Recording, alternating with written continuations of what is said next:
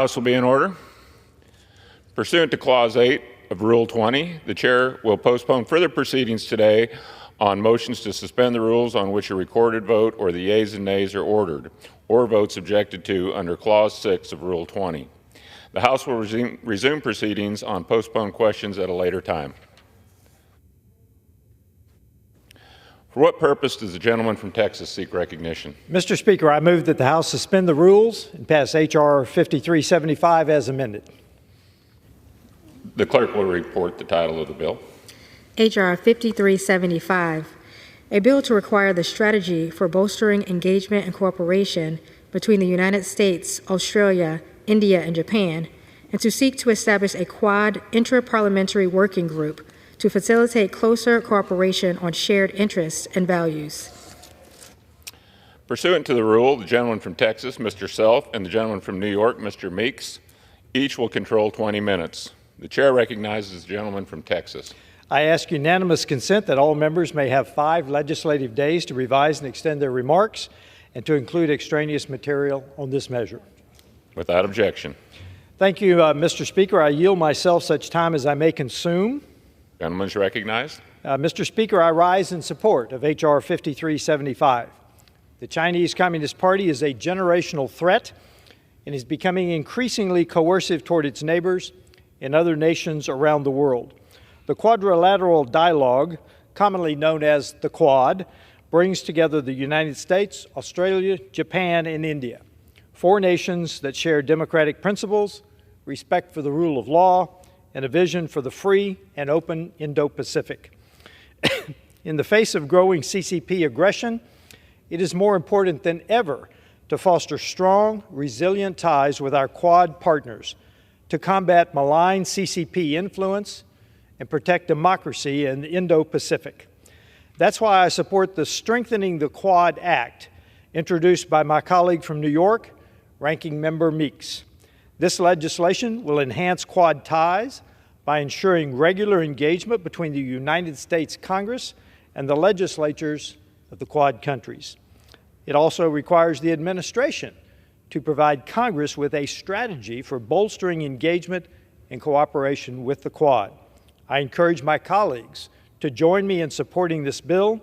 Together, we can more effectively counter coercion from any nation looking to dismantle democratic values and the rules-based order in the Indo-Pacific. I reserve the balance of my time. The gentleman from Texas reserves. The gentleman from New York is recognized. Thank you, Mr. Speaker. I rise in strong support of my bill, H.R. 5375, strengthening the Quad Act as amended, and I yield myself as much time as I may consume. The gentleman is recognized. Mr. Speaker, in talking about this importance of this very bill, just a few minutes ago before coming to the floor, I had a meeting with the ambassador of Japan, Ambassador Yamada, who talked about the significance and the importance of interparliamentary conversation. And we talked about how today freedom and democracy around the world are under threat. According to the organization of Freedom House, the world has experienced 17 consecutive years of decline in global freedom as a result of war, coups d'etats, attacks on democratic institutions, and the rise of authoritarianism. To stem this illiberal tide, America must lead with our values and harness diplomacy like never before. This is especially important in the Indo-Pacific region, where America's presence, engagement, and alliance system have maintained peace and stability for decades. In fact, the ambassador also talked about how much he appreciated America being in the region and staying there and working collectively together. Today, China's growing global influence and authoritarian model is serving to undermine freedom in the Indo-Pacific and beyond. We need to work with fellow democracies in the region to showcase the heft of open markets and open societies. We need to demonstrate to the region that democracies can deliver real results.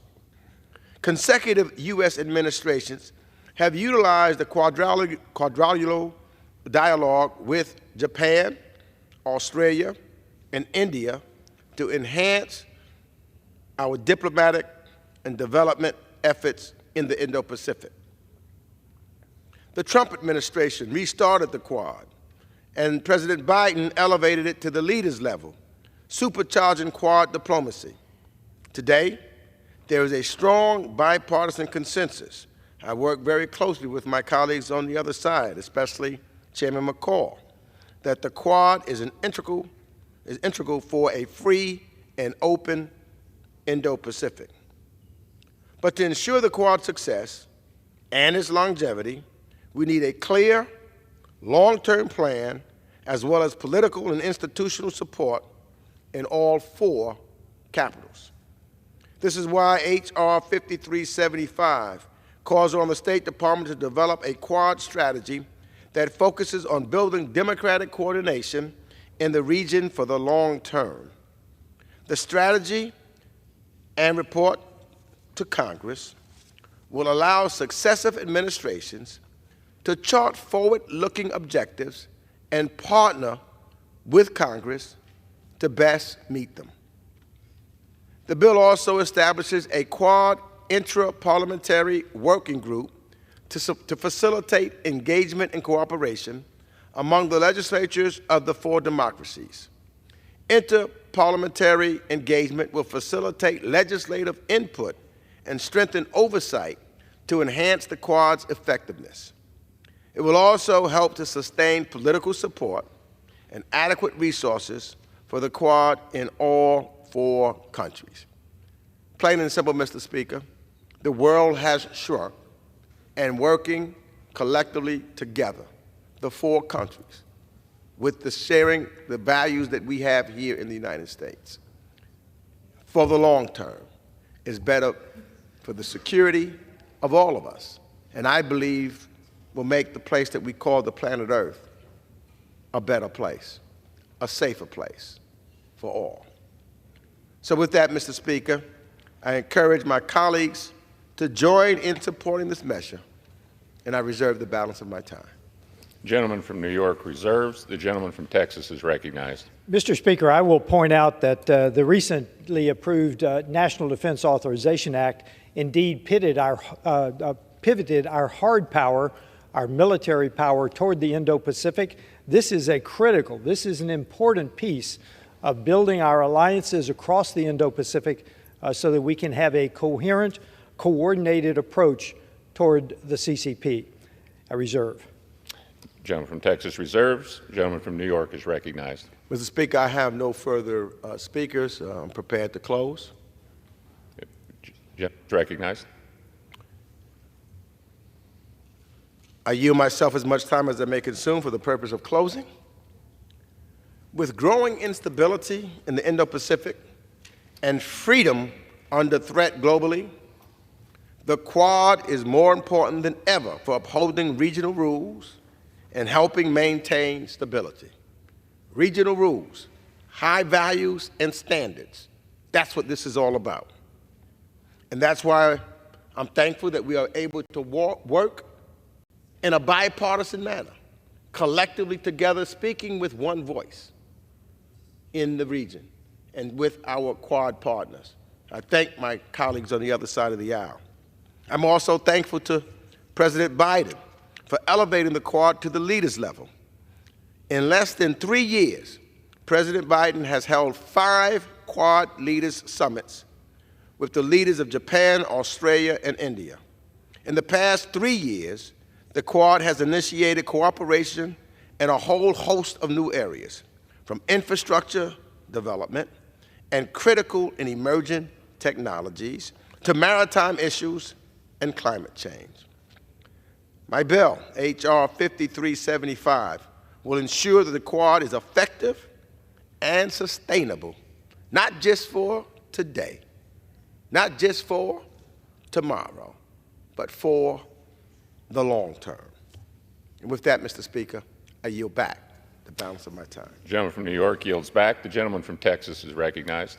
Mr. Speaker, I want to thank both President Trump and President Biden for their vision of the importance of the Indo-Pacific, and I again want to thank Ranking Member Meeks for introducing this bill, which was unanimously supported by the Foreign Affairs Committee at our markup. I support its passage and yield back the balance of my time. Gentleman yields back. The question is, will the House suspend the rules and pass the bill H.R. 5375 as amended? Those in favor say aye. Aye. Those opposed, no. In the opinion of the chairs, 2/3 being in the affirmative, the rules are suspended. The bill is passed and without objection. Mr. Speaker, For what purpose? I request the yeas and nays. The yeas and nays are requested. All those in favor of taking this vote by the yeas and nays will rise and remain standing until counted.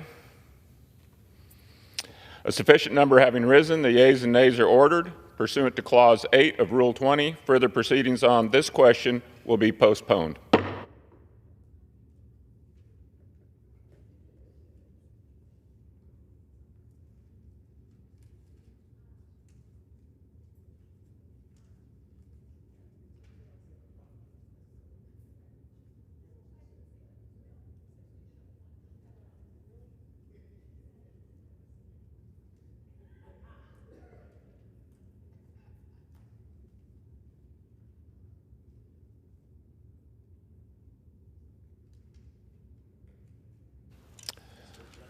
For what purpose does the gentleman from Texas seek recognition?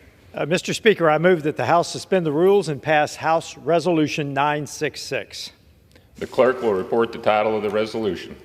House Resolution 966, resolution condemning rape and sexual violence committed by Hamas in its war against Israel. Pursuant to the rule, the gentleman from Texas, Mr. Self, and the gentlewoman from North Carolina, Ms. Manning, each control 20 minutes. The chair recognizes the gentleman from Texas. I ask unanimous consent that all members may have 5 legislative days to revise and extend their remarks and to include extraneous material on this measure. Without objection. Thank you, Mr. Speaker. I yield myself such time as I may consume. The gentleman is recognized. Mr. Speaker, I rise in support of House Resolution 966. On October 7th, Israel suffered one of the worst days in its history, as over 1,200 innocent people were slaughtered in cold blood and more than 220 people taken hostage. In the days following the initial attack, Israeli police began gathering evidence of the atrocities committed that day.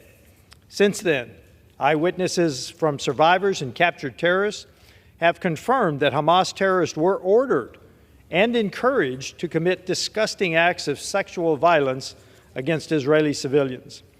And these gruesome assaults did not end on October the 7th. The Hamas terrorists that perpetuated this attack dragged innocent men, women, and children away from their families into dark, cold underground tunnels where they were kept hostage in brutal conditions. Only recently has it become clear that what kind of horrors the hostages faced in their captivity. Survivors have described the awful conditions they were kept in and the abuse they suffered underground, including instances of rape and sexual abuse. The UN and other international bodies have glossed over these atrocities and failed to fully condemn Hamas for its rape and sexual assault, despite purporting to stand for human rights.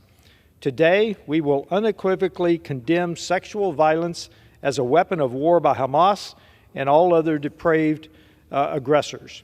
I want to thank Congressman Frankel for introducing this resolution, which I am proud to support and which deserves our unanimous support. I reserve the balance of my time. The gentleman from Texas reserves. The gentlelady from North Carolina is recognized.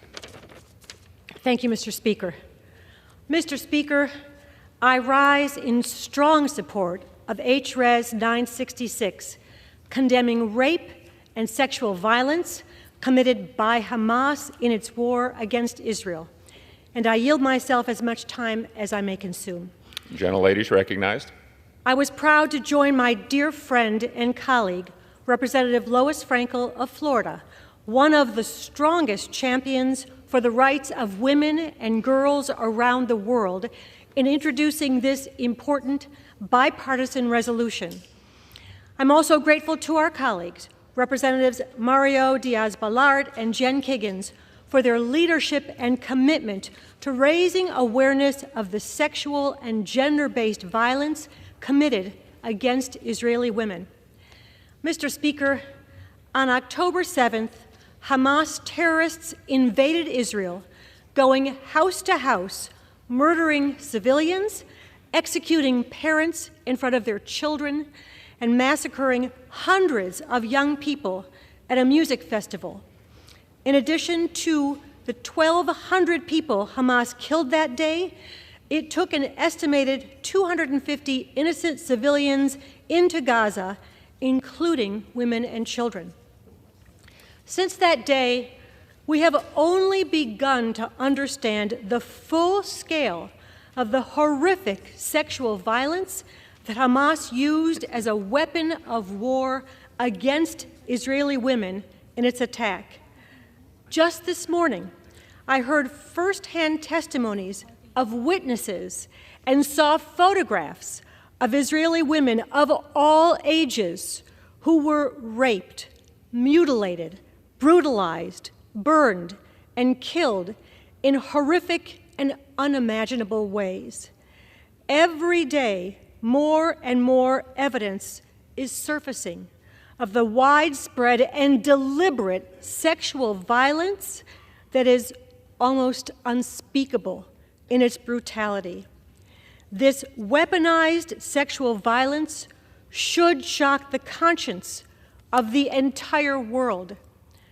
Despite all the evidence, however, some have minimized or outright denied the fact that Hamas used rape as a weapon of war on October 7th. The collective silence about this heinous sexual violence from groups around the world who purport to stand up for women's rights has been devastating. Groups including UN Women, which took months to issue a statement clearly condemning these despicable acts as evil. We are here today because we cannot and will not allow these horrific crimes to be denied. We must confront the terrible reality of what Hamas did in these attacks and the trauma inflicted on so many women and men. That is why this resolution unequivocally condemns these atrocities, calls on all international bodies to denounce them, and reaffirms that the U.S. House of Representatives stands with these victims just like we stand with all women who are survivors of rape and sexual violence. We remain deeply concerned for the women who are still among the hostages being held by Hamas. There is deep concern that these women are continuing to be sexually abused and may be pregnant. This House and this Congress must continue to do everything we can to get every single one of the remaining hostages released and home to their families. With that, I reserve the balance of my time. Gentlelady from North Carolina yields. Gentleman from Texas is recognized. I yield 3 minutes to the gentleman from New Jersey, Mr. Van Drew. Gentleman's recognized. Thank you, Chairman. On October 7th, 2023, Hamas infiltrated Israel and brutally attacked and murdered thousands of men, women, children, babies, taking 240 hostages, and including those that were so unbelievably innocent. Women were beaten. Women were raped. They were paraded around covered in blood. Some were so brutally raped that their pelvises were broken. They begged for mercy, but none was given. They begged to die, but Hamas would not allow that until they were first dehumanized, beaten, and raped. Hamas celebrated. They celebrated and they took photos and videos of these horrific crimes. Families were forced to watch videos of their loved ones, their daughters, their babies, their wives, their mothers being brutalized, raped, and killed. Babies were decapitated. They were put in ovens. This was not a military operation. Hamas is not a military group. They are not freedom fighters. They are not fighting against oppression. They are nothing more than the face of evil. This vote is not complicated. You can vote to stand against rape, torture, and murder of women. You can vote to stop the innocent from being harmed. You can vote to stand alongside those who committed these horrific, evil crimes, or you can vote to say that it is awful. It is up to the men and women in this chamber. It is a simple choice. Every single member of Congress should acknowledge that these actions are despicable, barbaric, disgusting, and evil. Every single member of Congress should stand on this House floor and vote to condemn these violent acts and show your support for the innocent victims of these terrorists. Every single member of Congress must stand on the right side of history. I stand with Israel. I stand with these women, with these babies, with these mothers. I hope that we all do. Thank you, and I yield back. Reserve. Back. Gentleman from Texas reserves. Gentlelady from North Carolina is recognized. I yield 5 minutes to my dear friend, the chair of the Democratic Women's Caucus, the co-chair of the bipartisan Women, Peace, and Security Caucus, and the author of this resolution, Representative Lois Frankel of Florida. Gentlelady is recognized for 5 minutes. Thank you, Mr. Speaker. I'm rising today not only as a member of this Congress, but as a mother and a grandmother. Mr. Speaker, there are some subjects that are so difficult to talk about, but it is our responsibility to do so. Today we shine a light on something very terrible: sexual violence used as a weapon of law. And today, our usually divided House, with the support of our Speaker and the Democratic leaders and my friend Kathy Manning, Mario Diaz-Balart, Jen Kiggins, are presenting with 200, let me repeat that, 200 co-sponsors, both sides of the aisle, from all philosophical bents. A bipartisan resolution condemning sexual violence as a weapon of war and Hamas's despicable acts of rape and sexual violence in its war against Israel. And I want to do a special shout out to my good friend from Florida, Mario Diaz-Balart, for his exceptional leadership, standing up for Israel and for the girls and women of this world. Mr. Speaker, today we mark 131 days since October 7th, when Hamas terrorists attacked Israel, mercifully killed 1,200 people, tortured and maimed thousands of others, taking 240 hostages. War is never nice, but some actions in war are so awful and so devoid of humanity, they are considered crimes. Hamas terrorist actions on October 7th and continuing are almost too difficult to speak about. Raping, mutilating, burning, and assaulting victims to inflict physical and psychological pain, unleashing trauma that continues to plague a grieving Israel. This is what Raz Cohn, a survivor who witnessed Hamas' brutal rampage, remembers. He said 5 men came out of a van. They captured a woman, ripping off her clothes as they formed a circle around her. One raped her and killed her with a knife. Then he raped her again. He said, I still remember her voice, screams without words, while Hamas just laughed. Raz's story is just one account of the widespread, unimaginable crimes Hamas committed. A well-known Israeli activist and actress, Noah Tisby, put it this way: these rapes were not spontaneous. They were planned. They were calculated. In fact, they were a priority. In their interrogations, captured Hamas terrorists calmly shared their orders to soil the women. They gang raped women to death. They shot them in the head while they were raping them. They stabbed them and shot them while raping them. They raped them next to bodies of those who had already been slaughtered. They sliced off their breasts. First responders found bodies with nails driven inside girls' vaginas. Mr. Speaker, with colleagues, I recently met with the parents of two young women kidnapped by Hamas, 19 and 20-year-old, both musicians, along 20 other young women. They are feared to be held still captive underground in Gaza, where air and food are scarce and abuse is abundant. They've been there 131 days. It's excruciating to imagine the horrors they're experiencing each day and the emotional torture of their families. And we must bring these hostages home now. Shockingly and alarmingly, Hamas' brutal violence has been met with a shrug from many corners in the world. Some even deny it. Sexual violence as a weapon of war has been used throughout history and around the world to terrorize and traumatize victims. But that doesn't make it okay. It must never be normalized.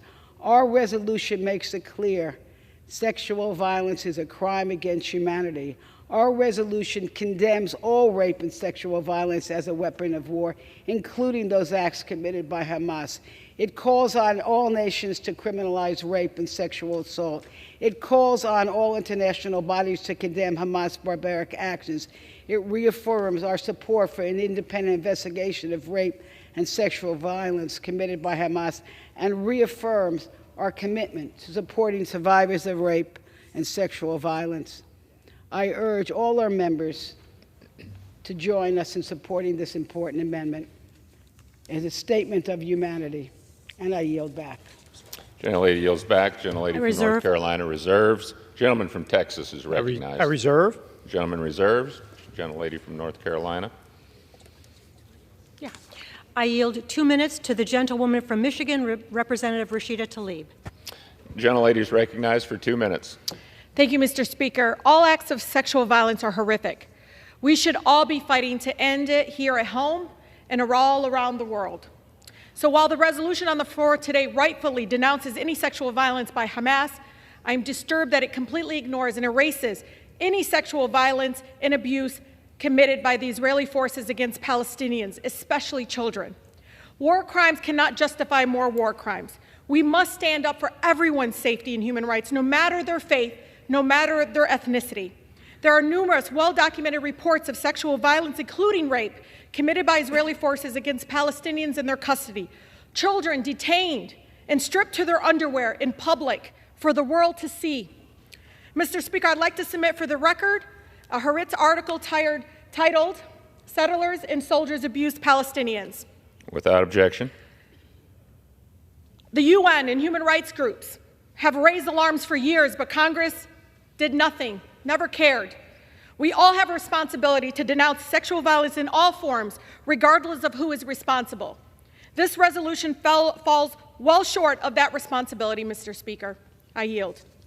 Gentlelady yields back. Gentlelady from North Carolina reserves. I reserve. Gentleman from Texas is I recognized. reserve. Gentleman reserves. Gentlelady from North Carolina is recognized. I yield 3 minutes to the gentleman from New Jersey, my friend, Representative Josh Gottheimer. Gentleman is recognized for 3 minutes.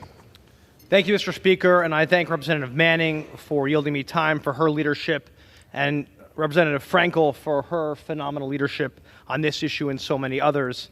And I rise today to urge my colleagues on both sides of the aisle to join me in supporting a bipartisan resolution which forcefully condemns Hamas's use of rape and sexual violence of weapons of war on and since October 7th.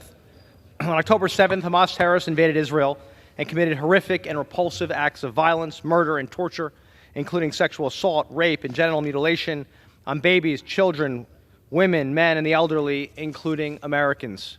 These deliberate and targeted acts on civilians have been verified through the testimony of first responders, eyewitness accounts, CCTV, pictures, and forensic evidence.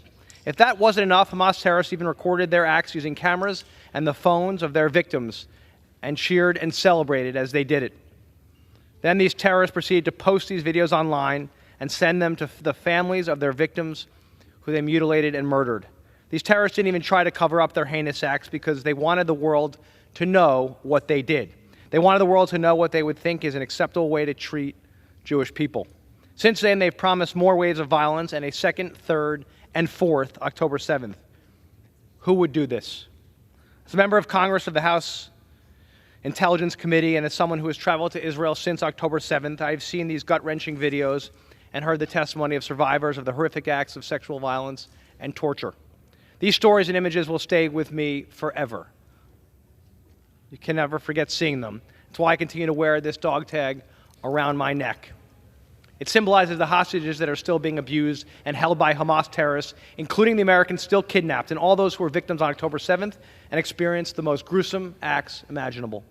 Sexual violence, assault, and rape have no place in our world, and I'm shocked by those who continue to deny that these acts were used by Hamas as weapons of war against innocent civilians on October 7th. But yet there are those who equivocate about Hamas and the horrors they have committed. There should be no equivocation. Any equivocation is despicable. They are designated by the United States of America as foreign terrorist organizations, Hamas.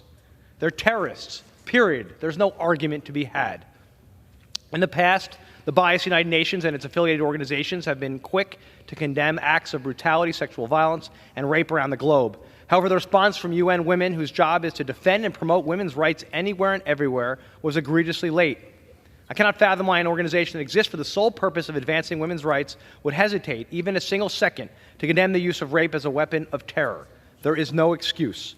And there are those today who try to deny what Hamas did on October 7th. We see people constantly pumping misinformation on social media, including TikTok, which is controlled by the Chinese Communist government. They further spew anti-Semitism, anti-Israel rhetoric, and even denial of the acts of sexual violence perpetrated by Hamas terrorists. Sexual violence is a recognized war crime that must always be condemned. The silence and lies from those who continue to deny acts of sexual violence perpetrated by Hamas terrorists and those who vote against this resolution is unacceptable.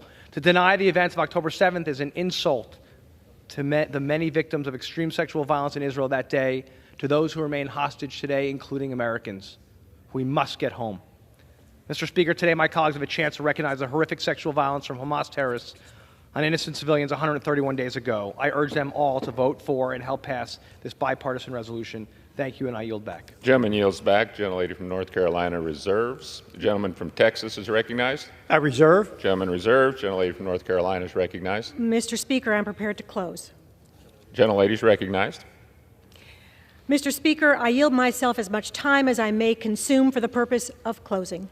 Gentlelady is recognized. Mr. Speaker, I am grateful to my colleagues who have spoken out and condemned the brutal sexual violence committed against Israeli women and girls on October 7th. With the passage of this important bipartisan resolution, we send a clear message that rape is wrong. The rape of Israeli women is wrong. The rape of all those brutalized during war is wrong. It must be called out and it must be condemned. The United States stands firmly against gender-based violence and sexual abuse of women by Hamas. Once again, I want to thank Representative Lois Frankel for her extraordinary leadership on this issue, and I urge all my colleagues to join me in support of this bill. I yield back the balance of my time. Gentlelady yields. Gentleman from Texas is recognized. I yield myself the balance of my time. Gentleman is recognized. Mr. Speaker, Hamas' barbaric attack on Israel on October 7th can never be forgotten. The brutal torture, murder, and rape of innocents will forever go down as one of the worst terrorist attacks in the world's history. And we, as the United States, must stand against the use of sexual violence in any form as a weapon of war. We must continue to work for the safe return of all remaining hostages. It is essential that Congress stands united to show the world that we will not turn a blind eye while terrorists slaughter, torture, and rape innocents. I strongly support this resolution. I ask all of my colleagues in this House to support it, and I yield back the balance of my time. Therefore, the question is for the House. Will the House suspend the rules and agree to Resolution 966? Those in favor say aye. Those opposed say no. Opinion of the Chair, two-thirds being in the affirmative. Here I request the yeas and nays. The yeas and nays are requested. Those favoring a vote by the yeas and nays will rise. Sufficient number having risen, the yeas and nays are ordered. Member record their votes by electronic device. Pursuant to Clause 9 of Rule 20, this is a 15-minute vote. The motion to suspend the rules and agree to House Resolution 966 will be followed by 5-minute votes on ordering the previous question on House Resolution 1009, adoption of House Resolution 1009, if ordered, previous question on the House Resolution 994, adoption of House Resolution 994, if ordered, and the motion to suspend the rules and pass H.R. 3202. This is a 15-minute vote.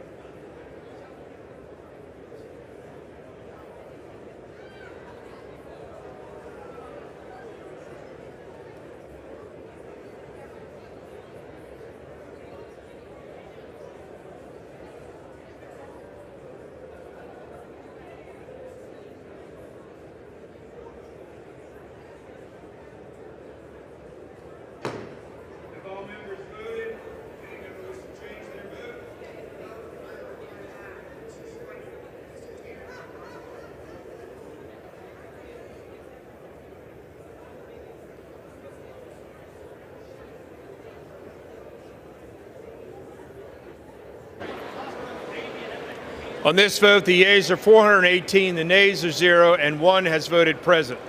2/3 being in the affirmative, the rules are suspended.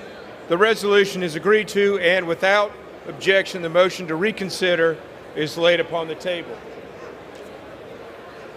Pursuant to Clause 8 of Rule 20, the unfinished business is to vote on record previous vote on House Resolution 1009.